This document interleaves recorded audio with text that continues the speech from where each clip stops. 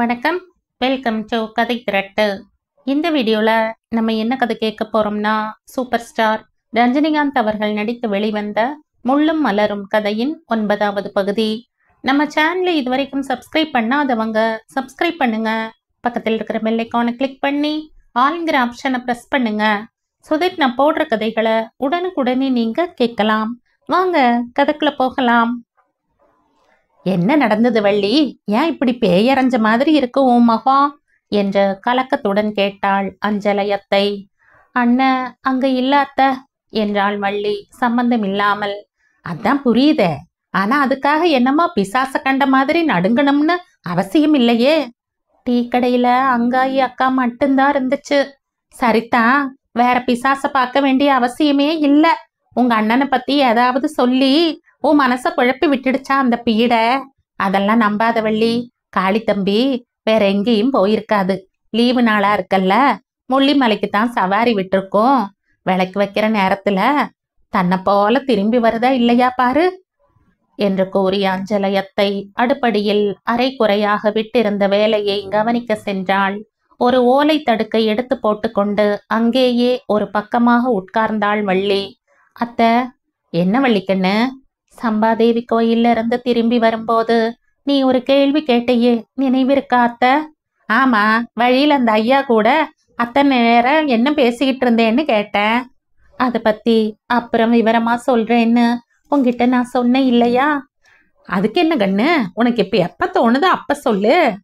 இப்ப அதை சொல்லித்தான் ஆகணுங்கிற நிலைமை வந்துடுச்சு அத்தை என்று கூறும்போதே வள்ளிக்கு விம்மல் வெடித்து விடும் போல் ஆகிவிட்டது. எப்படியோ தன்னை சமாளித்து கொண்டு கூற ஆரம்பித்தாள். அவள் கூற கூற அஞ்சலையத்தையின் கண்கள் ஆச்சரியத்தால் அகன்றன. நம்பிக்கையை மீறிய அதிசய உணர்ச்சி அவளை பேச்சிழக்க செய்துவிட்டது. திறந்த வாய் மூடாமல் அசைவற்று உட்கார்ந்து கேட்டுக்கொண்டிருந்தாள். ஒன்று விடாமல் ஆதியோடு அந்தமாக கூறி முடித்த வள்ளி, அத்தை நீயே சொல்லு, இப்படியெல்லாம் நடந்துடுச்சே, இது சரிதானா? அந்த ஐயா மேல அப்பழுக்கு சொல்ல முடியாது. நான் தான் தப்பா நடந்துகிட்டனா? என் மனசே என்ன குத்தம் சாட்டிக்கிட்டு இருக்கு அத்தை. சரியோ தப்போ எதுவானாலும் உன் வாயில இருந்து கேட்டாதான் என் மனசு நிம்மதிப்படும். சொல்லி ஆற தாயாருக்கு சமமா நீதானே எனக்கு இருக்க என்று கூறியவாறு அத்தையின் கழுத்தை கட்டிக்கொண்டு விம்ம ஆரம்பித்த போதுதான் அஞ்சலை அத்தைக்கு தன் உணர்வு ஏற்பட்டது. வள்ளியை அன்புடன் அணைத்து கொண்டாள். வள்ளிக்கண்ணு, ஏமா தைரியப்படுற? நீ சின்ன பொண்ணா இருக்கச்ச பிடிச்சு உன்னை பத்தி காளி தம்பிக்கு பெருமை புடிப்படாது.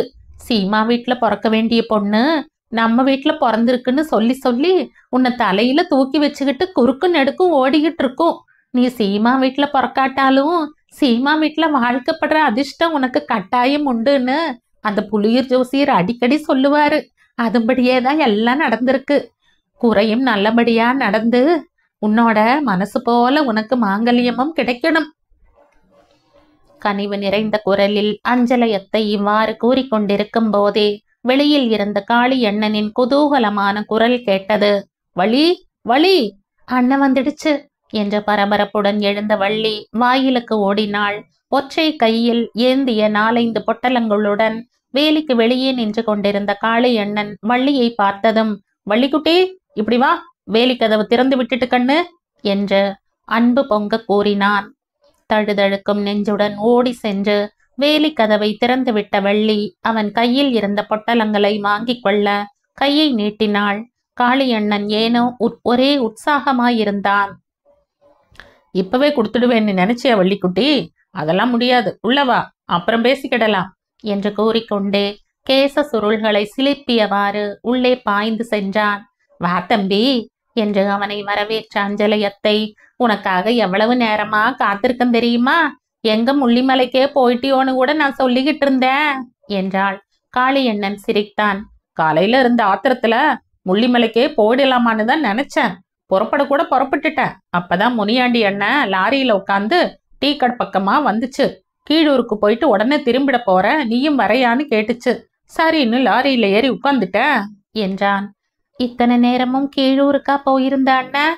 பின்ன முள்ளிமலையிலிருந்து இந்த சாமான் எல்லாம் வாங்கி வர முடியுமா? இப்ப வாங்கிக்க வள்ளிக்குட்டி, உனக்காகத்தான் இதெல்லாம். எனக்காகவா? என்ன பொட்டலம் இதெல்லாம்? பிரிச்சு பார்த்தா தானே தெரியும் என்று சிரித்தான் காளியண்ணன். வள்ளி பிரித்து பார்த்தாள்.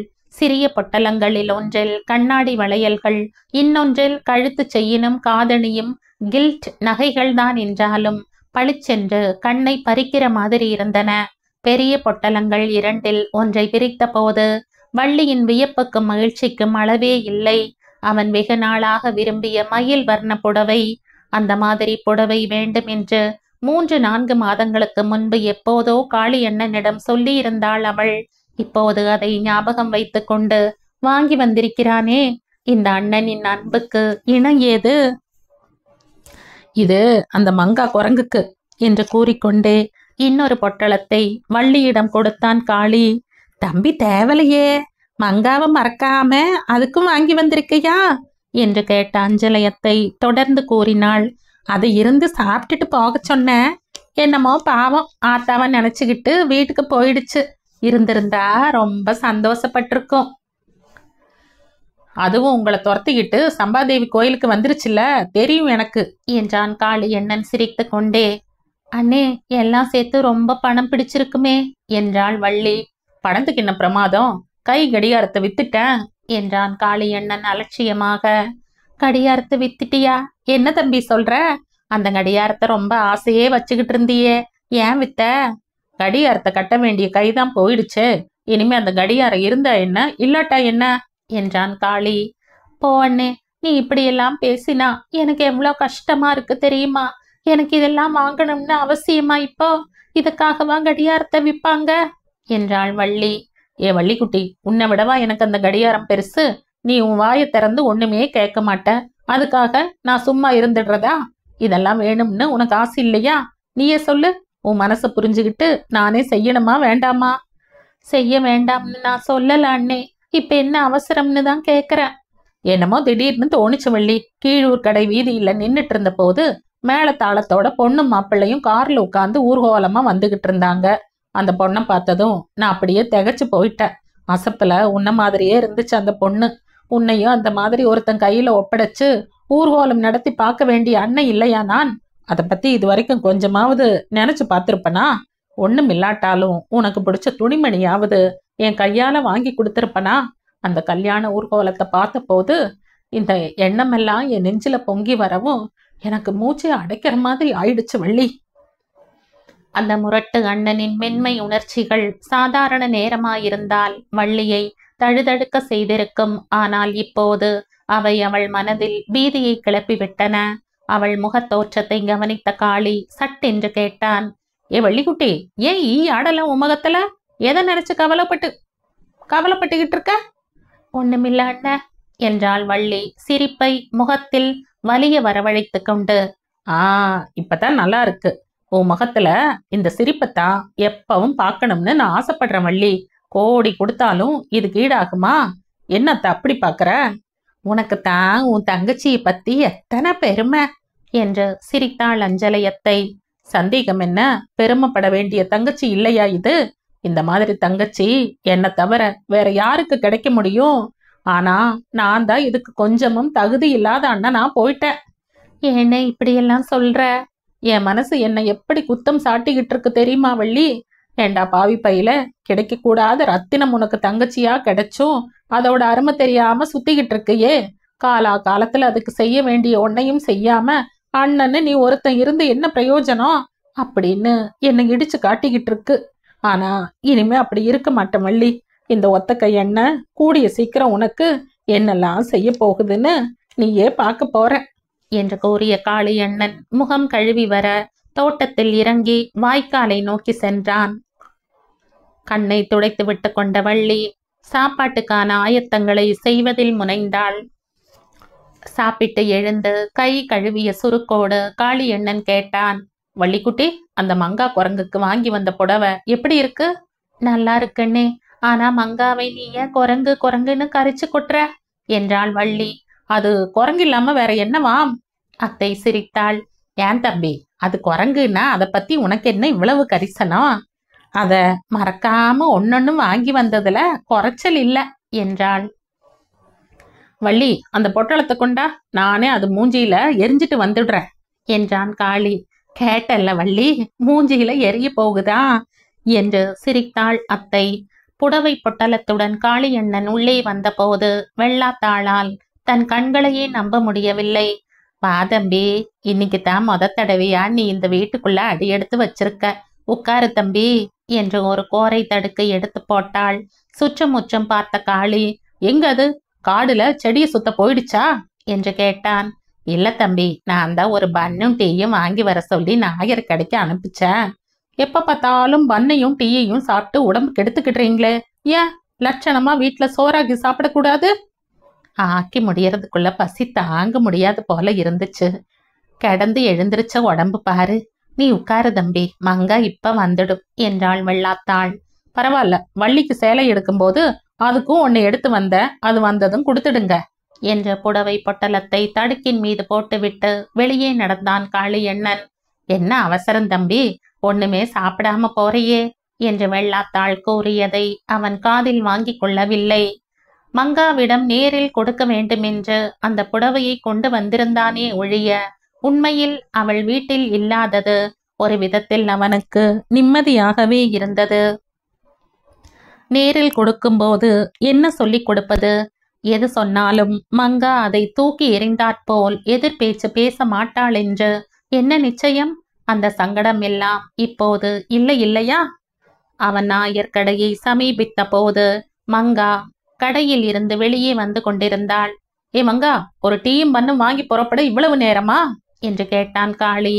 அட, எப்படியா அவ்வளவு கணக்கா சொல்லிட்ட என்று கேட்டாள் மங்கா. இப்ப உங்க வீட்டுக்கு தான் போயிட்டு வர. எங்க வீட்டுக்கா?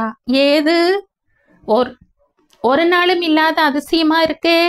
கீழூர்ல வள்ளிக்கு சேலை எடுத்தேன், அப்போ உனக்கும் சேர்த்து ஒன்னு எடுத்து வந்த. நேர்லயே கொடுக்கலாம்னு வீட்டுக்கு போனா நீ அங்க இருந்தா தானே. எனக்கு சேலை வாங்கி கொடுக்க நீ யாரியா? கழுத்துல தாலி கட்ட போற ஆளு. சேலை வாங்கி கொடுத்தா என்னமா? தாலி கட்டுற ஆளப்பாரு, அதுக்கு 2 கை வேணுமையா என்றாள் மங்கா.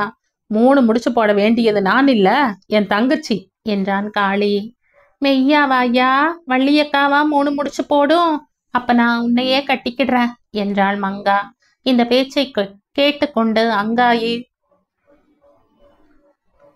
டீ கடையில் இருந்து வெளியே வந்தாள். நல்ல தெருவுல, நடுத்தெருவுல நல்ல பேச்சு நடக்குது. தங்கச்சிய தருதலையா அலைய விட்டுட்டு தாலி கட்ட கழுத்து தேடி அலையறாரு இவரு. அங்கி, யாரோட தங்கச்சியை பத்தி தப்பு தாண்டாவ பேசுற?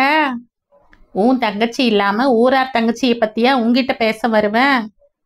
எங்க வள்ளியக்க அவையா தரிதலைன்னு சொல்ற என்று ஆத்திரத்துடன் கேட்டாள் மங்கா. நீ எப்படி இருக்கையோ அப்படித்தானே உன் வள்ளியக்காவும் இருப்பா. என்ன வேணும்னாலும் சொல்லிக்க. வள்ளியக்காவை ஏதேனும் சொன்ன என்ன பிரமாதமா மிரட்டுற? வள்ளி ஒன்னும் தெய்வ பிறவி இல்ல, அது போடுறதெல்லாம் வெறும் வேஷம். நல்ல பொண்ணு மாதிரி நடிச்சு அந்த குமரையாவையே கைக்குள்ள போட்டு வச்சிருக்கு. அங்கி, நீ மட்டும் பொம்பளையா இல்ல இதுக்குள்ள என்று பல்லை கடித்தான் காளியண்ணன். காவத்தை என்கிட்ட காட்டி என்ன பிரயோஜனம்? அடக்கிற விதமா தங்கச்சியை அடக்கி வச்சிருந்தா இவ்வளவு தூரத்துக்கு வந்திருக்குமா? ஏய், இன்னொரு தடவை எங்க அக்காவை பத்தி தப்பா பேசின, நான் சும்மா இருக்க மாட்டேன் என்று கத்தினாள் மங்கா. உனக்கு ஏண்டி ஆத்திரம் பொத்துக்குது? சம்பாதேவி கோயில்ல இருந்து அதோட நடவடிக்கையை நான் பார்த்துக்கிட்டு தானே வரேன். உன்னையும் அத்தையையும் தனியா விட்டுட்டு அவசர அவசரமா ஓடிச்சே, எதுக்குன்னு நினைச்ச? நினைக்கிறது என்ன நினைக்கிறது, எனக்கு கூடத்தான் தெரியும். பாவம், அந்த ஐயா கண்ணுல படக்கூடாதுன்னு ஓடிச்சு அக்கா. நடுவழியில அவர் எதிர வந்துட்டாரு. பார்த்தப்புறம் நின்னு பேசாம என்ன செய்யும்? இதெல்லாம் உண்மைதானா மங்கா என்றான் காளி கனல் கக்கும் விழிகளுடன். ஏன், அதுல என்ன தப்புன்னு கேக்குறேன் என்றாள் மங்கா புரியாமல். அங்காயி வெற்றி சிரிப்பு சிரித்தாள். அந்த 3 புதர் திருப்பத்து மறைவில அந்த குமரையா கூட குழஞ்சு இழிச்சு அது பேசிக்கிட்டு நின்ன கன்றாவிய நினைச்சாலே பத்திக்குது. சீ, இது போடுற சாது வேஷமெல்லாம் இவ்வளவுதானா அப்படின்னு வெறுத்து போச்சு எனக்கு என்று கூறியதோடு நிறுத்தாமல் அங்காயி ஆங்காரத்துடன் தோ என்று துப்பியதை பார்த்தபோது மங்காவின் ஆத்திரம் எல்லை மீறியது. கையில் இருந்த டீயையும் பண்ணையும் ஒரு பக்கமாக வைத்துவிட்டு, எங்க வள்ளியக்காவை துரத்தி பேசினது போதாதுன்னு துப்பவுமா துணிஞ்சிட்ட என்று கத்திக்கொண்டே அவள் மீது பாய்ந்த மங்கா அங்காயே தன்னை சமாளித்துக் கொள்வதற்குள் ஆத்திரம் தீர அவளை அடித்து நொறுக்கிவிட்டாள். ஆனால் அவர்களுடைய சண்டையை பார்த்து கொண்டு காளியண்ணன் அங்கே நிற்கவில்லை. எல்லையில்லா மனதில் குமுறும் கோபத்துடன் வீட்டை நோக்கி வேகமாக நடந்தான். கிருதா மீசை முனியாண்டிக்கு அன்று வழக்கத்தை விட அதிகமாக தன் கிருதா மீசை மீது மோகம் பெருகிவிட்டது. கண்ணாடியை பார்த்து பார்த்து ரசித்துக் கொண்டிருந்தான். விற்பனைக்காக இரண்டொரு முகம் பார்க்கும் கண்ணாடிகள் எப்போதும் அவன் கடையில் தொங்கிக் கொண்டிருக்கும். அவற்றில் ஏதாவது ஒன்றை கையில் எடுத்து கிருதா மீசைக்குரிய கலை தன் முகத்தில் தாண்டவம் ஆடுகிறதா என்று அடிக்கடி அழகு பார்த்து கொள்வது முனியாண்டியின் வழக்கம்தான். ஆனால் இன்று அவன் பார்த்து கொண்டதற்கும் மற்ற நாட்களில் பார்த்து கொண்டதற்கும் வித்தியாசம் இருந்தது. அந்த மீசை மட்டும் அவன் முகத்தில் இல்லாதிருந்தால் அன்று காளியண்ணனே வாய் விட்டு அவனை பற்றி அவ்வளவு உயர்வான அபிப்பிராயத்தை தெரிவித்திருப்பானா? கீழூரிலிருந்து இருவரும் உச்சிக்கடவுக்கு திரும்பி வந்து கொண்டிருந்த போது அந்த பேச்சு நிகழ்ந்தது. வழியில் வேலன் கடவு டீ கடையை கண்டதும் லாரி டிரைவர் லாரியை அங்கேயே நிறுத்திவிட்டு கீழே இறங்கினான். ஏன் பாய், ரேடியேட்டருக்கு தண்ணி ஊத்தணுமா என்று கேட்டான் முனியாண்டி. இல்ல, எனக்கு ஒரு சாயா ஊத்திக்கிடணும், அப்பதான் வண்டி மேல ஓடும் போல இருக்கு என்று கூறிய டிரைவர் பாஷா டீ கடையை நோக்கி நடந்தான். முனியாண்டியும் காளியும் காலார லாரியை விட்டிறங்கி ஒரு மரத்தடியில் போய் நின்று பீடியை பற்ற வைத்து கொண்டனர். லாரியில ஒரு கண்ணு வச்சுக்கிடணும். நான் கீழூர்ல வாங்கின சாமான் பொட்டலங்கள்லாம் அப்படியே வச்சிருக்கு, எவனாவது அசத்திட்டு போயிட போறான் என்று கூறிய காளியண்ணன் லாரி பக்கம் திரும்பி நின்று கொண்டான். இன்னைக்கு உனக்கு ஒரேடியா தங்கச்சி ஞாபகம்தான் போல இருக்கு என்று சிரித்தான் முனியாண்டி திகைப்புடன். பின் என்ன, என் தங்கச்சிய யாரு கையிலையாவது புடிச்சு கொடுக்கணும்னு சொல்ல நீ யாரு? உனக்கெல்லாம் முகத்துல கிருதா மீசை எதுக்குன்னு கேக்குறேன். இத பாரு காளி, மறுபடியும் என் மீசைய பழிச்ச எனக்கு பொறுக்காது. கோபம் என்ன பிரயோஜனம்? வெத்தலைப்பாக்கு பழத்தோட பரிசு பொருளை தட்டுல எடுத்து வச்சுக்கிட்டு என் வீடு தேடி வந்து, காளி நான் நல்லபடியா கடை வச்சு நடத்திக்கிட்டு இருக்கேன், கையில 4 காசு கிடைச்சுக்கிட்டு இருக்கு, உன் தங்கச்சிய வச்சு காப்பாத்த எனக்கு திராணி உண்டு, எனக்கே வள்ளிய கட்டி கொடுத்துடு அப்படின்னு கேட்க துப்பு இல்ல? நூத்து கிழவி மாதிரி பேச வந்துட்டான்.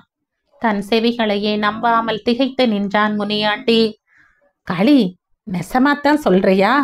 அந்த அளவுக்கு கூட துணிச்சல் இல்லாத பையங்கள்லாம் சாதாரண மீசை வச்சுக்கிடுறதுக்கே லாய்க்கில்ல. இந்த லட்சணத்துல கிருதா மீசை என்ன வேண்டி கிடக்கு? களி, சத்தியமா சொல்றேன், இந்த மாதிரி அபிப்பிராயம் உன் மனசுல இருக்குன்னு மட்டும் தெரிஞ்சிருந்தா.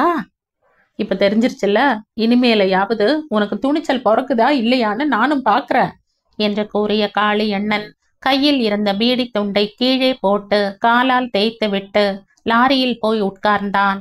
ஏதோ கனவுலகத்தில் நடப்பவன் போல் தள்ளாடியவாறே அவனை தொடர்ந்து நடந்து சென்ற முனியாண்டியும் அவன் அருகே உட்கார்ந்து கொண்டான். இதற்குள் டிரைவர் பாஷாவும் டீ தண்ணியை ஊற்றிக்கொண்ட சுறுசுறுப்போடு வந்து உட்கார்ந்து கொள்ளவே லாரி புறப்பட்டது. மறுபடியும் காளியண்ணன் அந்த விஷயத்தை பற்றி பேச்சு கொடுப்பான் என்று மீண்டும் மீண்டும் அவன் முகத்தை பார்த்தான் முனியாண்டி. ஆனால் காளியண்ணன் அவன் பக்கம் திரும்பி கூட பார்க்கவில்லை. உச்சி கடவை அடைந்து அவன் இறங்க வேண்டிய இடம் வந்த பிறகும் கூட அவன் அதை பற்றி ஒன்றும் பேசாமல் சாதாரணமாக விடை பெற்று கொண்டு சென்று விட்டான். இப்போது முக கண்ணாடியில் தனது கிருதா மீசையின் அழகை பூரிப்புடன் பார்த்தவாறே தன் அதிர்ஷ்டத்தை நினைத்து மகிழ்ந்து கொண்டிருந்தான் முனியாண்டி. வள்ளிக்கேற்ற பரிசு பொருளாக என்ன எடுத்து போகலாம் என்ற கற்பனைகள் ஓடவிட்டு கொண்டிருந்த போது திடீரென்று அவன் சிந்தனையில் ஒரு சந்தேகம் தலை தூக்கியது. இவ்வளவும் காளியண்ணன் கேலிக்காக சொன்ன வார்த்தைகளாயிருக்குமோ?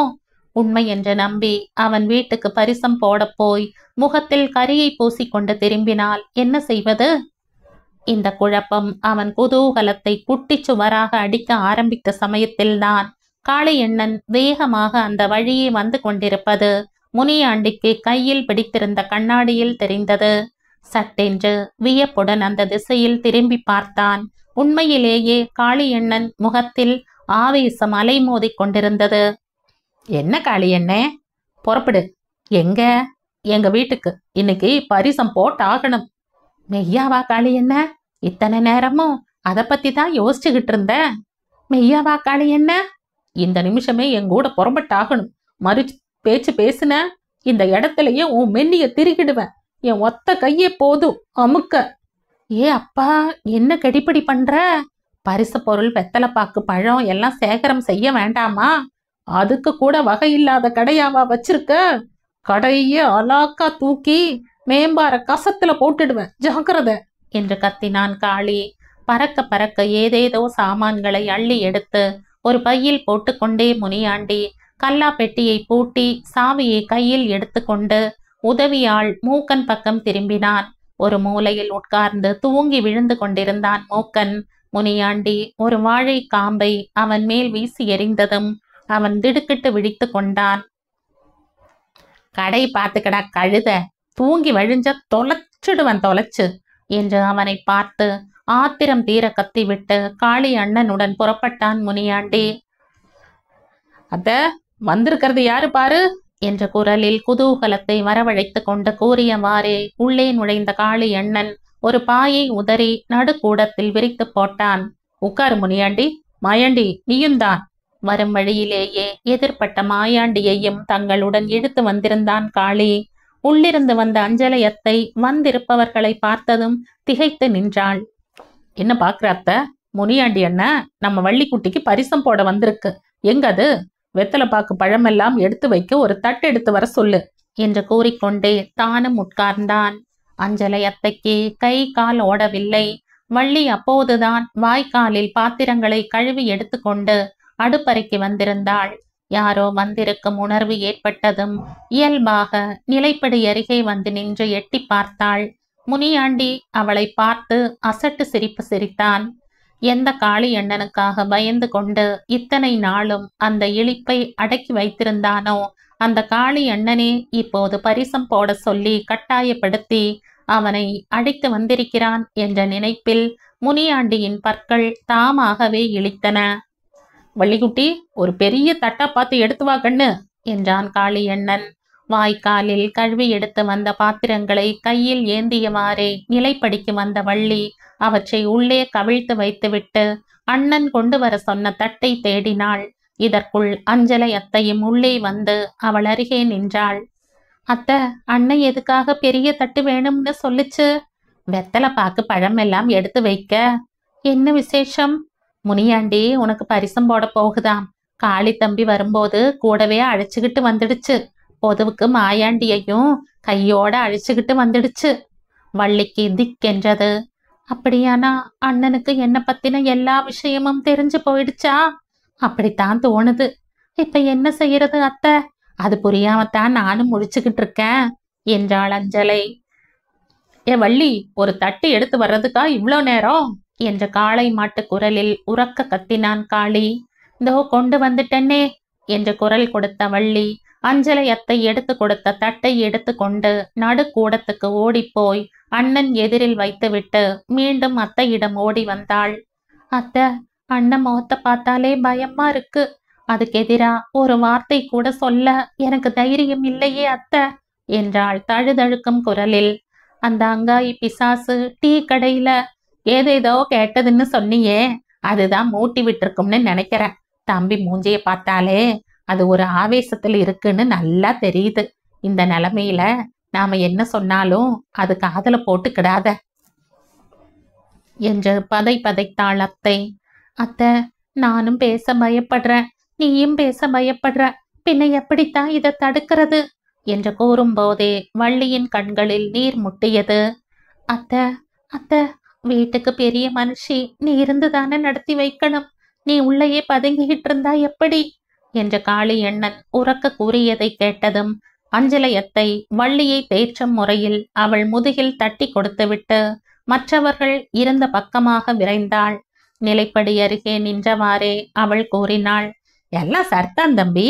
முனியாண்டி தம்பி பரிசம் போட வந்திருக்கிறத பத்தி ரொம்ப சந்தோஷமாத்தான் இருக்கு. ஆனா வள்ளிக்குட்டியையும் இத பத்தி ஒரு வார்த்தை கேட்டுட வேண்டாமா? என்ன கேட்கணும்? காளியண்ணனின் சிவந்த விழிகள் கடுமையாக உருண்டன. கல்யாணம் 4 நாளைய சேதி இல்லையே தம்பி. 1000 காலத்து பயிராச்சே அது.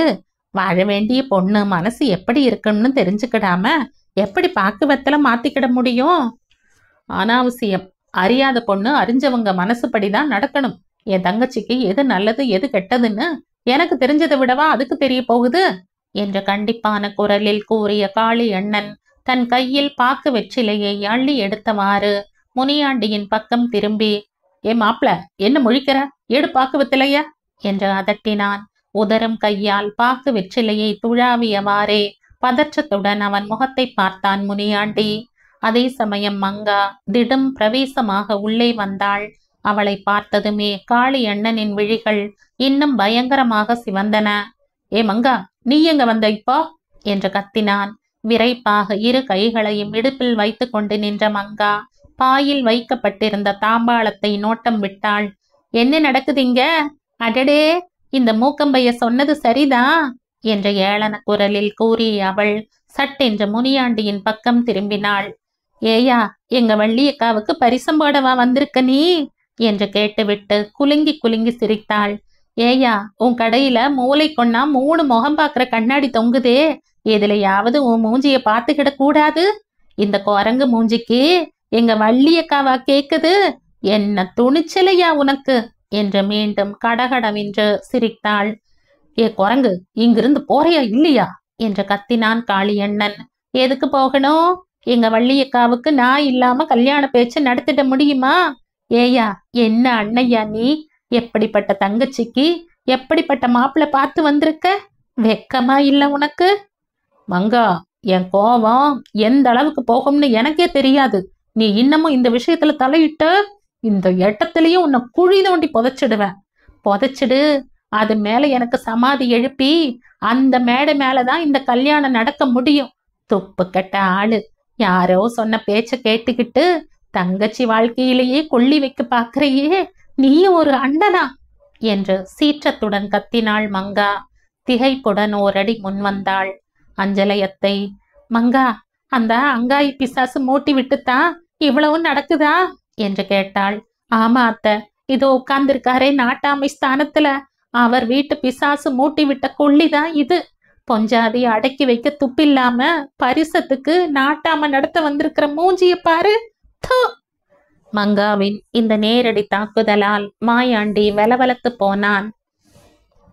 காளி தம்பி, எனக்கு ஒன்னும் தெரியாது, என்ன இதுல இழுக்காத தம்பி, நான் போயிடுறேன் என்று எழுந்திருக்க முயன்றான். அவன் கையை பிடித்து சுண்டி இழுத்து அவனை உட்கார வைத்த காளி அண்ணன் உக்கிரமாக மங்காவை நோக்கினான். ஏமங்கா, பெஞ்சாதிய அடக்கி வைக்க மாயாண்டி அண்ணனுக்கு துப்பு இருக்கோ இல்லையோ, என் தங்கச்சியை அடக்கி வைக்க எனக்கு துப்பு இருக்கு. இந்த விஷயத்துல என் தீர்ப்பு தான் முடிவானது. முனியாண்டி தான் அவ கழுத்துல தாலி கட்டணும். என் மாப்பிள இன்னும் ஏன் திருன்னு முழிச்சுக்கிட்டு இருக்க? பிடி பாக்கு வெத்திலையா என்று தன் கையில் இருந்த பாக்கு வெற்றிலையை அவன் பக்கம் நீட்டினான். முனியாண்டி தயக்கத்துடன் அதை வாங்க கையை நீட்ட போன அதே சமயத்தில் மங்கா சட்டென்று பாய்ந்து காளி அண்ணனின் கையை ஒரே தட்டாக தட்டி விட்டாள். பாக்குகளும் வெற்றிலைகளும் நாலா பக்கமும் சிதறின. தாங்க முடியாத ஆவேசத்துடன் அவள் கூந்தலை பற்றியபடியே எழுந்த காளி அண்ணன், துரோகி, அவ்வளவு திமிரா உனக்கு? உன்னை என்ன செய்யறம் பாரு என்று கர்ஜித்தவாறு அவளை பின்னுக்கு தள்ளி கொண்டு போய் அவள் தலையை சுவரில் மோத ஆரம்பித்தான். தம்பி, வேண்டா வேண்டா என்று கத்திக்கொண்டு முன்னே பாய்ந்து அவனை தடுக்க முயன்றாள் அஞ்சலையத்தை. தடுக்காதீங்க அத்தை, இந்த ஆளு என்ன கொன்னாலும் கொல்லட்டும், ஆனா இவங்க பாக்கு வெத்தலை மாத்திக்கிடுறது மட்டும் ஒரு நாளும் நடக்காது, என் உயிரே போனாலும் சரி என்று பல்லை கடித்து கொண்டு கூறினாள் மங்கா. மங்கா மங்கா வள்ளியின் குரல் கேட்டதும் ஒரு கணம் திகைத்து காளியண்ணன் மங்காவை பிடித்திருந்த பிடியை சற்று தளர்த்தி அவள் பக்கம் திரும்பினான்.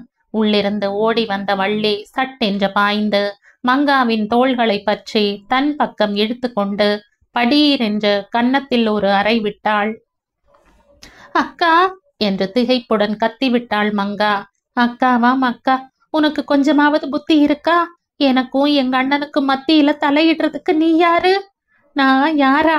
அக்கா, நீதான் இந்த கேள்வி கேக்குறியா? சந்தேகம் இல்லாம எங்க அண்ணன் வார்த்தையே நான் என்னைக்காவது தட்டி நடந்திருக்கனா? அத புரிஞ்சுக்கிடாம எனக்காக உயிரை கொடுக்க வந்திருக்காளாம் உயிரை, பைத்தியம். கலங்கிய கண்களுடன் தீனமாக அவளை பார்த்தாள் மங்கா. அக்கா, மெய்யாத்தான் சொல்றியா? நீயும் சம்மதிச்சுதான் இதெல்லாம் நடக்குதா? நான் சம்மதிக்கலேன்னு உனக்கு யார் சொன்னது? எது நல்லதுன்னு அண்ணன் நினைக்குதோ அதையே மனப்பூர்வமா ஒத்துக்கிட நான் என்னைக்குமே தயங்கினது கிடையாதே. அஞ்சலையத்தை வள்ளியை வியப்புடன் பார்த்தாள். காளியண்ணன் பெருமையுடன் பார்த்தான். துவண்டு வள்ளியின் தோளில் சாய்ந்த மங்கா விம்மலுக்கிடையே கூறினாள், வள்ளியக்கா, ஒவ்வொரு வெள்ளிக்கிழமை தவறாம கௌரி அம்மனுக்கு படையல் படைச்சு பிரார்த்தனை செலுத்தினியே.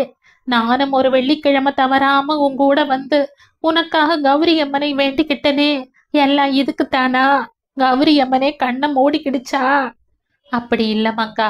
கௌரி அம்மன் மேல நமக்கு உண்மையான பக்தி இருந்தா நடக்கிறது எதுவும் நல்லதுக்குத்தான் நடக்குதுன்னு நம்பணும் என்று நெஞ்சு தழுதழுக்க கூறியவாறே அவள் கன்னத்தை தடவி கொடுத்தாள் வள்ளி. அவள் கையை மெதுவாக விலக்கிய மங்கா, நீ நம்பு அக்கா, ஆனா நான் நம்ப தயாரா இல்ல. நான் வெறும் காட்டு மிராண்டி, என் மனசுக்கு அவ்வளவு பக்குவம் வரல என்று கூறிக்கொண்டே தள்ளாடும் நடையுடன் வெளியே சென்றாள். மாப்பிள, மாயாண்டி, மாத்துங்க பாக்கு வெத்தலைய என்று உற்சாகமாக கத்தினான் காளி. நெஞ்சை அடைக்கும் துக்கத்துடன் உள்ளே சென்றாள் வள்ளி. அவ்வளவு சீக்கிரம் சென்னையில் இருந்து அழைப்பு வரும் என்று சபேசன் சற்றும் எதிர்பார்க்கவில்லை. பவர் ஹவுஸ் அமைப்பு வேலைகளில் அவன் மேற்கொண்டிருந்த பொறுப்பு பெரும்பாலும் நிறைவேறிவிட்டதென்றாலும் இன்னும் 2 மாதங்களாவது அந்த பகுதியிலேயே தங்க வேண்டி இருக்கும் என்றுதான் அவன் எதிர்பார்த்தான்.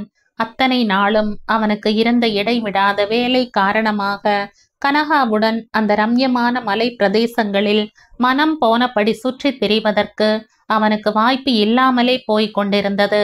இனி தங்கியிருக்கும் நாட்களில் அவ்வளவு தீவிரமான உழைப்புக்கு அவசியம் இராதாகையால் கிடைக்கும் ஓய்வு நேரத்தை எல்லாம் கனகாவை பல இடங்களுக்கு அழைத்து சென்று அவளை மகிழ்விப்பதில் செலவிட முடியும் என்று அவன் நம்பிக்கொண்டிருந்தான்.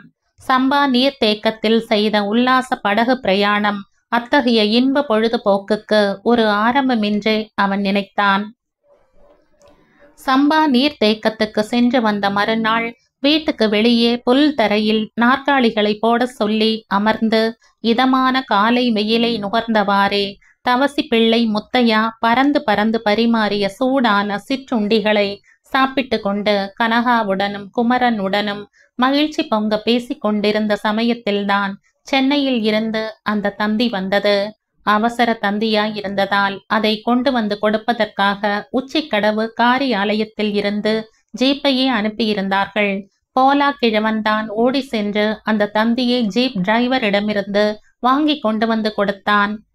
சபேசா, தந்தி உனக்குத்தான் வந்திருக்கிறது என்ற தந்தியை அவனிடம் கொடுத்தான் குமரன். இப்போதெல்லாம் குமரன் சபேசனிடம் ஒருமையிலேயே பேசி வந்தான். தந்தியை பிரித்து பார்த்த சபேசன் கடகடவென்று சிரித்தான். கனகா, உனக்கும் இந்த மலை பிரதேசத்துக்கும் ராசியே இல்லை போலிருக்கிறது என்றான் சிரித்து கொண்டே. ஏன், என்ன சமாச்சாரம் தந்தியில் என்று கேட்டாள் கனகா. உடனே சென்னைக்கு புறப்பட்டு வர சொல்லி மேலிடத்தில் இருந்து உத்தரவு. நீயே தந்தியை படித்து பார் என்ற தந்தியை அவளிடம் கொடுத்தான் சபேசன். பாக்கி வேலைகளுக்கு பதில் என்ஜினியரை அனுப்புகிறோம். நீங்கள் உடனே புறப்பட்டு வரவும்.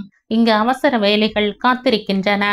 தந்தியை உறக்க படித்த கனகாவின் முகம் சட்டென்று வாடியது போல் தோன்றியது. ஏன் கனகா, இந்த காட்டு பிரதேசத்தில் இருந்து சென்னைக்கு திரும்பி போவதென்றால் உனக்கு சந்தோஷம்தானே என்று கேட்டான் குமரன். சந்தர்ப்பம் பார்த்து நன்றாக கேலி செய்யுங்கள் குமரண்ணா. உண்மையில் இந்த மலை பிரதேசத்து வாழ்க்கையை இப்போதுதான் நான் ரசிக்க ஆரம்பித்திருக்கிறேன்.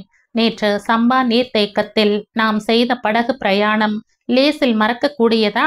சென்னை வாழ்க்கையில் அதெல்லாம் ஏது? பலே பலே, இதைத்தான் பாதரச மனப்பான்மை என்று சொல்வது என்று சிரித்தான் சபேசன். தப்பு சபேசன், ஒன்றிலும் ஒட்டாத மனத்தைத்தானே பாதரசத்தோடு ஒப்பிட்டு சொல்ல முடியும். கனகாவின் மனம் அப்படி இல்லை. எதையும் எளிதாக ஏற்றுக்கொள்ளாது. ஏற்றுக்கொண்டு விட்டால் இலகுவில் விடவும் விடாது என்றான் குமரன். அப்படியானால் அதற்கு எதை உவமையாக சொல்வது என்று கேட்டுவிட்டு அதற்காக சிந்தனை செய்பவன் போல் நாற்காலியில் நன்றாக சாய்ந்து எதிரே தெரிந்த மலை முகட்டை பார்க்க ஆரம்பித்தான் சபேசன். போதும் போதும், உவமையை தேடிக்கொண்டு மூளையை குழப்பிக்கொள்ள வேண்டாம். நீங்கள் இந்த தந்தியில் இருப்பதை அப்படியே ஒப்புக்கொண்டு புறப்பட்டு விட போகிறீர்களா என்று கேட்டாள் கனகா. வேறு என்ன செய்ய சொல்கிறாய்? பதில் தந்தி கொடுத்து விடட்டுமா? நானும் என் மனைவியும் இன்னும் கொஞ்ச நாள் இந்த மலை பிரதேசத்தில் தேன் நிலவு கொண்டாட ஆசைப்படுகிறோம். ஆகையால் இப்போது புறப்பட முடியாது. நீங்கள் செய்வதை செய்து கொள்ளுங்கள் என்று குமரன் உரக்க சிரித்து விட்டான். கனகாவின் முகம் குப்பென்று சிவந்தது. இப்படியெல்லாம் கேலி செய்தால் நான் எழுந்து உள்ளே போய்விடுவேன் என்று சிணுங்கினாள்.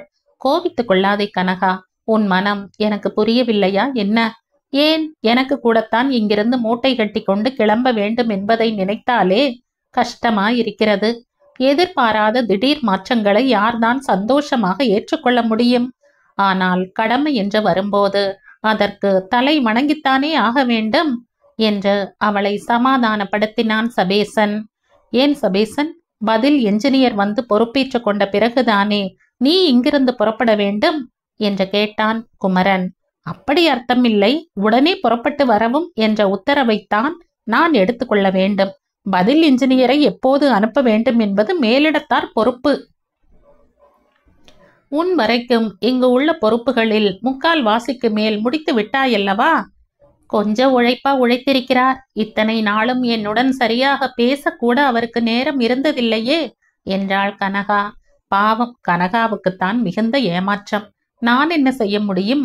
எடுத்துக்கொண்ட வேலையை முழு மூச்சுடன் செய்து முடித்தாலொழிய வேறெதிலும் என் மனம் செல்லாது என்றான் சபேசன். அது தெரிந்துதானே கல்யாணமான புதிது என்றும் யோசியாமல் உன்னை இங்கே அனுப்பினார்கள் என்று சிரித்தான் குமரன். இங்கு நடக்கும் வேலையை பற்றி நான் அவ்வப்போது மேலிடத்துக்கு ரிப்போர்ட் அனுப்பி வந்திருக்கிறேன் இல்லையா? பாக்கி வேலைகளுக்கு ஒரு சாதாரண உதவி என்ஜினியரை போதும் என்று கூட அவர்கள் தீர்மானித்திருக்கலாம். எல்லாம் சென்னைக்கு போனால் தெரியும் என்றான் சபேசன். அது சரி, நீங்கள் பேசுவதை பார்த்தால் இன்றைக்கே புறப்பட வேண்டும் என்று மூட்டை கட்டி விடுவீர்கள் போலிருக்கிறதே என்றாள் கனகா. அதற்கு அவசியமில்லை. 2 நாட்கள் அவகாசம் எடுத்துக்கொண்டே புறப்படலாம் என்றான் சபேசன். நல்ல வேளை என்றாள் கனகா. ஏனோ அவள் மனம் அந்த திடீர் மாறுதலை ஏற்கவே மறுத்தது. முத்தையா சுட சுட ஆவி பறக்கும் இட்லிகளை தட்டில் எடுத்து கொண்டு வந்து மூவருக்கும் பரிமாறிவிட்டு போனான். சற்று நேரம் மூவரும் ஒன்றும் பேசாமல் அவற்றை ஒரு கை பார்ப்பதில் லயித்திருந்தனர். சட்டென்று குமரன் கனகாவை பார்த்து கூறினான். கனகா, நீ இங்கிருந்து புறப்படுவதற்கு முன்னால் இந்த அண்ணனுக்காக முடித்து வைக்க வேண்டிய கடமையை மறந்து விடாதே. கன நேரம் புரியாதவள் போல் அவன் முகத்தை பார்த்தாள் கனகா. சட்டென்று புரிந்து கொண்டு, ஓ, அதை சொல்கிறீர்களா? ஆனால் அது விஷயத்தில் நான் எந்த விதத்தில் உதவி செய்ய வேண்டும் என்று இதுவரை நீங்கள் எனக்கு சொல்லவில்லையே என்றாள். தனது மனதில் இருந்ததை எப்படி கூறுவதென்று தயங்குபவன் போல் குமரன் சில கணங்கள் மௌனமாக இருந்தான். அவனுடைய மௌனத்தை சபேசன் வேறு விதமாக புரிந்து கொண்டான். நீங்கள் பேசிக்கொண்டிருங்கள், அதற்குள் நான் தோட்டத்தை ஒரு சுற்று சுற்றிவிட்டு வருகிறேன் என்று கூறி எழுந்திருக்க முயன்றான். குமரன் அவன் தோளை பற்றி அவனை மீண்டும் உட்கார வைத்தான். நமக்குள் இந்த மரியாதையெல்லாம் எதற்கு? உனக்கும் தெரிய வேண்டிய விஷயம்தான் இது. முன்னெச்சரிக்கை இல்லாமல் திருமண பத்திரிகையை கொடுத்து திகைக்க வைக்க வேண்டும் என்ற திட்டம் எனக்கு கிடையாது என்று கூறி சிரித்தான். அடடே, உங்களுடைய திருமண விஷயமாகவா பேசப் போகிறீர்கள்? எவ்வளவு அரிய சந்தர்ப்பத்தை இழப்பதற்கிருந்தேனே. மணப்பெண்ணாக வரப்போகும் அதிர்ஷ்டசாலி யார் என்று கேட்டான் சபேசன் உற்சாகத்துடன். இந்த மலை பிரதேசத்துக்கேற்ற மணப்பெண்ணாக பார்த்துத்தான் குமரண்ணா தேர்ந்தெடுத்திருக்கிறார். இந்த விஷயத்தில் எல்லாம் அவர் புரட்சிகரமான கருத்துகள் கொண்டவர் என்று உங்களுக்கு தெரிந்திருக்குமே என்றாள் கனகா. சரிதான், மணப்பெண் யார் என்று கூறுவதற்கு இந்த பீடிகை தேவையா? பெயர் விஷயத்திலும் ஒரு பொருத்தம் பார்த்திருக்கிறார் குமரண்ணா. அந்த பெண்ணின் பெயர் வள்ளி என்று கனகா கூறியதும் சபேசன் புரிந்து கொண்டான். ஓ, விஞ்ச் ஆபரேட்டர் காளி அண்ணனுடைய தங்கையா? நான் கூட ஒரு தடவை அந்த பெண்ணை பார்த்திருக்கிறேன் குமரன். அதிர்ஷ்டசாலி வள்ளி மட்டுமல்ல, நீங்களும் தான் என்று உற்சாகத்துடன் கூறிக்கொண்டே குமரனின் கையை பற்றி குலுக்கினான். கனகா, நேற்று நான் காரியாலயத்தில் இருந்து சம்பா நீர்த்தேக்கத்துக்கு தனியே வந்து கொண்டிருந்தேன் அல்லவா?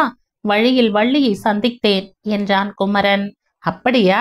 கவிதை நிறைந்த சூழ்நிலையில்தான் உங்கள் சந்திப்பு நிகழ்ந்திருக்கிறது என்று சிரித்தான் சபேசன். அதிருக்கட்டும், வள்ளியும் நேற்று சம்பா நீர்த்தேக்கத்துக்கு வந்திருந்தாளா என்ன என்று கேட்டாள் கனகா. அவளுடைய அத்தையுடன் சம்பாதேவி கோவிலுக்கு போயிருந்தாளாம். அங்கிருந்து நீர்த்தேக்கத்தில் நீங்கள் படகு பிரயாணம் செய்து கொண்டிருந்ததை பார்த்ததும் நானும் உங்களுடன் இருப்பேனோ என்ற பயத்துடன் தான் மட்டும் முன்னதாகவே அங்கிருந்து புறப்பட்டிருந்தாள். என்ன பயம் என்று கேட்டாள் கனகா. என்னை நேருக்கு நேர் சந்தித்து விட்டால் என்ன செய்வது என்ற பயம்தான் என்று சிரித்தான் குமரன். கடைசியில் அவளுடைய பயமே உங்களுடைய சந்திப்புக்கு காரணமா இருந்து விட்டதில்லையா? பாவம், வள்ளியைப் போல மென்மையான இயல்புடைய ஒரு பெண்ணின் மனதில் அம்மாதிரி இனம் புரியாத அச்சங்கள் தோன்றுவது இயற்கைதானே. ஆனால் நாங்கள் சந்தித்தது நல்லதாய் போயிற்று.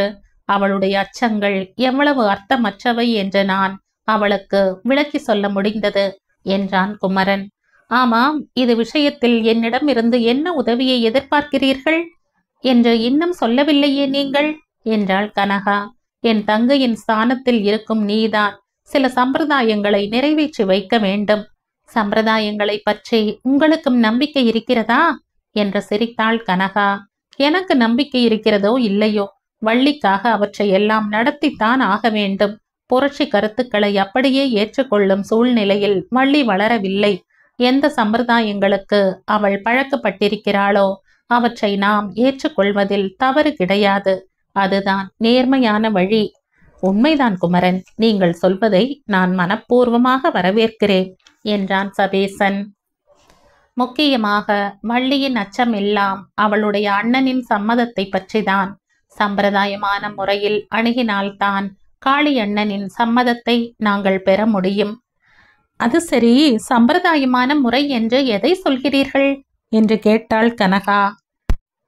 பரிசம் போட்டு பெண் கேட்பதுதான் சாதாரணமாக அவர்களிடையே ஒப்புக்கொள்ளப்படும் சம்பிரதாயம். நானும் பாக்கு, வெற்றிலை, பழம், புஷ்பம் முதலியவற்றுடன் வள்ளிக்கேற்ற பரிசு பொருளையும் எடுத்துக்கொண்டு வள்ளிக்கு பரிசம் போடுவதற்காக அவர்களுடைய வீட்டுக்கே செல்வதாயிருக்கிறேன். அந்த சமயத்தில் என் தங்கையான நீயும் என்னுடன் வர வேண்டும் என்று குமரன் கூறியதும் கனகாவும் சபேசனும் ஒருங்கே சிரித்து விட்டனர். குமரனும் சிரித்தான். எனக்கு கூட அதை நினைத்தால் சிரிப்புத்தான் வருகிறது. ஆனால் வள்ளியை கருதி அந்த முறையையே பின்பற்றுவதென்று நான் தீர்மானித்து விட்டேன். வள்ளிக்கான பரிச பொருளும் சென்னையில் இருந்து வரவழைத்தாயிற்று என்றான். அப்படியே அண்ணா, எங்களுக்கெல்லாம் சொல்லவே இல்லையே என்றாள் கனகா ஆவலுடன். இரு, அதை எடுத்து வருகிறேன் என்றவாறு எழுந்த குமரன் உற்சாகத்துடன் உள்ளே சென்று சில நிமிஷங்களுக்குள்ளேயே ஒரு நகை பெட்டியுடன் திரும்பினான். எல்லா விவரமும் வீரமணிக்கு எழுதி அவனையே ஒரு நல்ல பரிச பொருளை தேர்ந்தெடுத்து அனுப்பும்படி கேட்டிருந்தேன். வீரமணியின் செலக்ஷன் எப்படி இருக்கிறதென்று நீங்களே பாருங்கள் என்று கூறிய குமரன் நகை பெட்டியை திறந்து அவர்களுக்கு காட்டினான். பச்சை கற்களும் சிவப்பு கற்களும் பதித்த கலை அழகு மிளிரும் கழுத்த ஆரம் ஒன்று அந்த பெட்டிக்குள்ளே காட்சியளித்தது. ஏ அப்பா, பிரமாதமாய் இருக்கிறதே, விலை 2000க்கு குறையாது போல் இருக்கிறதே என்றாள் கனகா பிரமிப்புடன். விலை பெரிதில்லை, சந்தர்ப்பத்துக்கேற்ற பொருள்தானா என்பதுதான் கேள்வி என்றான் குமரன். உண்மையிலேயே வள்ளி அதிர்ஷ்டசாலிதான் என்றாள் கனகா. அந்த சமயத்தில் போலா யாரிடமோ அதட்டி பேசும் குரல் கேட்டது. குமரன் அந்த பக்கம் திரும்பி பார்த்தான். கேட்டை கடந்து புல் தரையில் அவர்களை நோக்கி வந்து கொண்டிருந்த மங்காவை நடுவில் நிறுத்தித்தான் போலா அப்படி அதட்டி கொண்டிருந்தான். ஐயா கிட்ட இப்ப பேச முடியாது, அவங்க ஏதோ முக்கியமான சமாச்சாரம் பேசிக்கிட்டு இருக்காங்கோ, நீ இப்போ போயிடு, அப்புறம் வந்து பாரு என்று அவன் கூறிய வார்த்தைகளை மங்கா காதில் போட்டு கொண்டதாகவே தெரியவில்லை. அலட்சியமாக மற்ற மூவரும் உட்கார்ந்திருந்த இடத்தை நோக்கி வந்தாள். என்ன மங்கா என்று கேட்டான் குமரன் வியப்புடன். ஏன் சார், நீங்க செஞ்சது கொஞ்சமாவது நியாயமா இருக்கா? எங்க வள்ளியக்கா மனசுல ஏதேதோ ஆசையை மூட்டி விட்டுட்டு இப்படி சும்மாவே இருந்துட்டீங்களே, இதுதான் பெரிய மனுஷத்தனமா என்று சற்று கடுமையாகவே மங்கா கேட்டதும் குமரன் அதிர்ச்சியடைந்தான். மங்கா, நீ பேசுவது என்னன்னு புரியாமலே பேசுகிறாயா என்றான் வியப்புடன். எல்லாம் புரிஞ்சுக்கிட்டு தான் பேசுறேன், சுய புத்தியோட தான் பேசுறேன். ஏன் சார், நீங்கள்லாம் படிச்சவங்களாச்சே, நீங்க கூடவா பொறுப்பில்லாம நடந்துக்கிடணும் என்று கேட்டாள் மங்கா. அந்த வார்த்தைகளை கேட்டு கனகாவுக்கு பொறுக்கவில்லை. ஏ வாயாடி, தராதரம் தெரியாம என்ன வளர்ற என்று அதட்டினாள். மங்கா அவளை முறைத்து பார்த்தாள். நிறுத்துங்கம்மா, நீங்க ஏன் இதுல தலையிடுறீங்க? நான் பேச வந்த வழக்கு இந்த ஐயா கிட்ட இல்ல என்றாள். வழக்கா என்றான் குமரன் திகைப்புடன். ஆமா சார், வழக்குதான். எங்க வள்ளியக்கா மேல நீங்க ஆசை வச்சது தப்புன்னு நான் சொல்லல. வள்ளியக்காவுக்கு அப்படியெல்லாம் அதிர்ஷ்டம் தேடி வரணும்னு தான் நான் ஆசைப்பட்டுக்கிட்டு இருக்கேன். ஆனா நீங்க செய்ய வேண்டியது என்ன? எப்ப வள்ளியக்கா மேல ஆசை வச்சீங்களோ அப்பவே அவங்க வீட்டுக்கு போய் பரிசம் போட்டு பெண் கேட்க வேண்டியது தானே முறை. அந்த பொறுப்பை கூட நீங்க உணராம இருந்தா என்ன அர்த்தம்னு கேக்குறேன் என்று மங்கா கூறியதும் குமரன் சிரித்தான். மங்கா, இத பாத்தியா என்ற தன் கையில் இருந்த நகை பெட்டியை திறந்து காட்டினான். இதையே எங்கிட்ட காட்டுறீங்க என்றாள் மங்கா அலட்சியமாக. உன் வள்ளியக்காவுக்கு நான் வரவழைத்திருக்கும் பரிசு பொருள் இது. இன்னைக்கு இந்த அம்மாவையும் அழைத்து கொண்டு நானே நேரில் அவர்கள் வீட்டுக்கு போய் பரிசம் போட்டு பெண் கேட்பதா இருக்கிறேன். மங்கா கேலியாக சிரித்தாள். சார், நீங்க நேரம் பொறுத்து முழிச்சிருக்கீங்க. பரிசம் போட வேண்டிய நாள் தாண்டி போயிடுச்சு என்றாள். என்ன சொல்ற மங்கா என்று கேட்டான் குமரன் திகைப்புடன். வள்ளியக்காவ நீங்க மறந்துட வேண்டியதுதான். மங்கா, நேத்தே வள்ளியக்காவுக்கு பரிசம் போட்டு பாக்கு வெத்தல மாத்திக்கிட்டாச்சு. ஒரு நாளும் இருக்காது. அது ஒரு நாளும் நடக்க முடியாது, நடக்க கூடாது. நடக்க கூடாததுதான் நடந்துடுச்சே. வள்ளியின் சம்மதம் இல்லாமல் எதுவுமே நடக்க முடியாது. வள்ளியக்கா சம்மதிக்காம இருந்தா தானே அந்த பேச்சு. அண்ணனா பார்த்து எது செய்தாலும் அதுக்கு சம்மதம் தானாம். அண்ணன் வார்த்தையை தட்டி எதுவுமே செய்யாதாம். இப்படி எல்லாம் சொன்னது மட்டுமில்ல, பாக்கு வெத்தல மாத்துறத நான் தடுக்க கூடாதுன்னு என்ன கன்னத்துல அடிச்சு அங்கிருந்து போக சொல்லிடுச்சு சார். நீங்க வள்ளியக்காவை மனசால கூட நினைக்க முடியாது. இந்த அட்டிகைக்கு வேற எந்த பொண்ணு கொடுத்து வச்சிருக்கோ அதுங்க கழுத்துல போடுங்க என்று விட்டாற்போல் கூறினாள் மங்கா. கனகாவின் இதழ்களில் கேலி சிரிப்பு தோன்றியது. நான் முன்னமையே நினைச்சதுதான். இந்த மாதிரி பெண்களிடம் பண்பு ஏது, உண்மை ஏது என்றாள். இல்ல, இதுல ஏதோ சூழ்ச்சி இருக்கிறது. வள்ளி ஒரு நாளும் இதற்கு சம்மதித்திருக்க மாட்டாள் என்று ஆவேசத்துடன் கூறிய குமரன் தனது மோட்டார் சைக்கிளை நோக்கி ஓடி சென்று கன நேரத்தில் இயக்க வைத்து அங்கிருந்து காற்றாய் பறந்து சென்றான். 5 நிமிஷங்களில் அவன் வள்ளி வீட்டை அடைந்து விட்டான். மோட்டார் சைக்கிளை அந்த வீட்டு வாயிலில் கொண்டு நிறுத்திய அதே சமயம் காளியண்ணன் வேலி கதவை திறந்து கொண்டு வெளியே வந்தான். எங்க சார் வந்தீங்க? வள்ளி கிட்ட ஒரு வார்த்தை பேசணும். அதுவும் கூட உங்களுக்கு என்ன பேச்சு? அது இன்னொருத்தனோட உடமையாக போகுது. பரிசம் போட்டு அடுத்த மாசம் கல்யாண தேதியும் நிச்சயம் செய்தாச்சு. வள்ளியின் சம்மதத்துடன் அது ஒரு நாளும் நடந்திருக்க முடியாது என்று கத்தினான் குமரன். காளியண்ணன் ஏளனமாய் சிரித்தான். அட, அவ்வளவு நிச்சயமா உங்களுக்கு? வள்ளியோட சம்மதத்தோட தான் இது நடந்திருக்கா இல்லையான்னு தெரிஞ்சுக்கிட்டு போறதுக்கு தான் வந்திருக்கீங்களா? ஆமாம், வள்ளியிடமிருந்து நேருக்கு நேர் கேட்டால் ஒழிய நான் அதை நம்ப முடியாது. ஏன் சார், என் பேச்சில் அவ்வளவு கூட நம்பிக்கை இல்லையா? சரி, உங்க திருப்தியை நான் கெடுப்பானேன். வள்ளியே நேர்ல கேட்டு தெரிஞ்சுக்கங்க என்று கர்வம் நிறைந்த அமைதியுடன் கூறிய காளி, வள்ளிக்குட்டி, இப்படி கொஞ்சம் வாக்கண்ணு என்று கனிவு நிரம்பிய குரலில் உரக்க கூப்பிட்டான். குமரன் ஆவலுடன் வீட்டு பக்கம் நோக்கினான். குமரனை நிமிர்ந்து பார்க்க கூட துணிவில்லாமல் தலை குனிந்தவாறே வீட்டுக்குள்ளிருந்து வெளியே வந்த வள்ளி நிதானமான நடையுடன் வேலி அருகே வந்து நின்றாள். வள்ளிக்குட்டி, நேத்து பரிசம் போட்டு பாக்கு வெத்தல மாத்திக்கிட்டமே, உன் சம்மதம் இல்லாமலா அது நடந்துச்சு என்று கேட்டான் காளி. வள்ளி மெதுவாக தலை நிமிர்ந்து குமரனது முகத்தை பார்த்தாள். ஆவல் நிறைந்த விழிகளுடன் அவள் முகத்தை பார்த்தான் குமரன். சட்டென்று வள்ளி மீண்டும் தலையை தாழ்த்தி கொண்டாள். சொல்லு வள்ளி, நீ சம்மதிச்சுதானே அது நடந்துச்சு என்றான் காளி இடி போன்ற குரலில். ஆமாம். இலை உதிர் காலத்தில் மரத்தில் இருந்து உதிரும் சருகு போல் அவளது உதட்டில் இருந்து உதிர்ந்தது அந்த வார்த்தை. வள்ளி என்று கத்தினான் குமரன். என் சம்மதம் இல்லாம எதுவுமே நடக்கல. நான் மனப்பூர்வமா அதுக்கு சம்மதிச்சிட்டேன். அமைதியான குரலில் வள்ளியின் வாயில் இருந்து வந்த ஒவ்வொரு வார்த்தையும் குமரன் நெஞ்சில் சம்மட்டி போல் தாக்கியது. திகைப்பின் எல்லையில் அவன் வாய் அடைத்து நின்றான். வள்ளி அதற்கு மேல் அங்கு நிற்கவில்லை. குமரனை மறுபடியும் நிமிர்ந்து பார்க்காமல் வந்த விதமே திரும்பி சென்று விட்டாள். காளியண்ணன் கடகடவென்று சிரித்தான். இப்போ நீங்க போகலாம் சார். ஏன் இதிலெல்லாம் வந்தது தலையிடுறீங்கன்னு ஒரு வார்த்தை கூட நான் உங்களை கேட்க போறதில்ல என்று கூறியவாறே அலட்சியமாக அங்கிருந்து நடந்தான். செய்வதறியாது சில வினாடிகள் அங்கேயே திகைத்து நின்றான் குமரன். பின்பு கனத்த நெஞ்சுடன் அங்கிருந்து வேகமாய் புறப்பட்டு சென்றான். இரட்டை கிளை பாக்க மர திருப்பத்தருகே மங்கா எதிர் திசையில் இருந்து நடந்து வந்து கொண்டிருந்தாள். மோட்டார் சைக்கிளை அவள் அருகே கொண்டு நிறுத்திய குமரன், மங்கா, எனக்காக நீ ஒரு உதவி செய்யணும் என்றான் தீனமாக. என்ன சார்? இது வள்ளிக்காகவே வரவழைத்தது. அவளுடைய திருமண பரிசாக இதை அவளிடமே சேர்த்துவிட வேண்டும் என்று கூறியவாறே தன் கையில் இருந்த நகை பெட்டியை அவளிடம் கொடுத்தான் குமரன். அவனது நெஞ்சு சுமை மேலும் கனத்து தோன்றியது. என்னவோ சார், ஏன்தான் இப்படி எல்லாம் நடக்குதோ, எனக்கு ஒண்ணுமே புரியல என்று அங்கலாய்த்தவாறு அதை தன் கையில் வாங்கி கொண்ட மங்கா மறு பேச்சில்லாமல் அங்கிருந்து நடக்க ஆரம்பித்தாள்.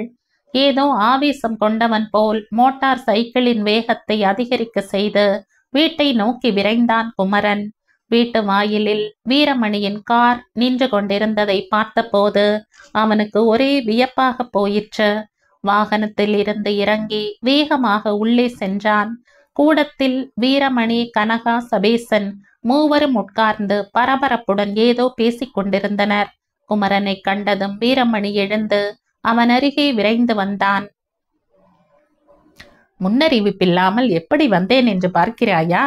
கடிதத்தில் எழுதுவதை விட நேரில் வந்து சொல்வதுதான் சரி என்று எனக்கு தோன்றியது. புறப்படுவதற்கு முன்னால் உங்களிடம் எல்லாம் விடை பெற்று கொண்டு போக வேண்டாமா என்றான். என்ன புதிர் போடுகிறாய் வீரமணி என்றான் குமரன் வியப்புடன். குமரண்ணா, நமக்கெல்லாம் சொல்லாமலே அண்ணா இராணுவத்தில் சேர்ந்திருக்கிறார். ஒரு வாரத்திற்குள் பயிற்சி முகாமுக்கு புறப்பட்டு செல்ல போகிறாராம் என்றாள் கனகா கலக்கம் தோய்ந்த குரலில். கனகா, இதற்காக நீ ஏன் வருத்தப்பட வேண்டும்? எனக்கு இருந்த ஒரே பொறுப்பையும் நான் நிறைவேற்றி ஆயிற்று. சுதந்திர பறவையாகி விட்ட பிறகே நாட்டின் சுதந்திரத்தை பாதுகாக்க நான் சிறிதாவது பாடுபட வேண்டாமா? அனுமானாக முடியாவிட்டாலும் அணிலாகவாவது ஆக முயற்சிப்பதில் தவறென்ன என்றான் வீரமணி. அவனது உவகை நிறைந்த முகத்தையே அசையாமல் பார்த்தவாறு அவன் கூறுவதை கேட்டுக்கொண்டிருந்த குமரன் சட்டென்று அவனது கரத்தை பற்றி குலுக்கினான். வீரமணி, நீ என் வழிகாட்டி என்றான் தழுதழுக்கும் குரலில். என்ன சொல்கிறாய் குமரன்? உன் உதாரணத்தை நானும் பின்பற்றப் போகிறேன். இனி குமரன் திட்டப்பகுதி என்ஜினியர் அல்ல, இராணுவ இன்ஜினியர். குமரன், இப்போதைக்கு சில நாட்களுக்கு விடுமுறை எடுத்துக்கொண்டு நானும் உங்களுடனேயே சென்னைக்கு புறப்பட போகிறேன். சென்னையில் இருந்தே இந்த வேலைக்கு விடுதலை பத்திரம் எழுதி கொடுத்துவிட்டு இராணுவ சேவைக்கு என்னை அர்ப்பணித்துக் கொள்ளப் போகிறேன் என்றான் குமரன். இதென்ன திடீர் தீர்மானம் குமரன் என்று கோவினான் சபேசன். திடீர் தீர்மானங்களில்தான் வாழ்க்கையின் சுவையே இருக்கிறது என்றான் குமரன் சுருக்கமாக.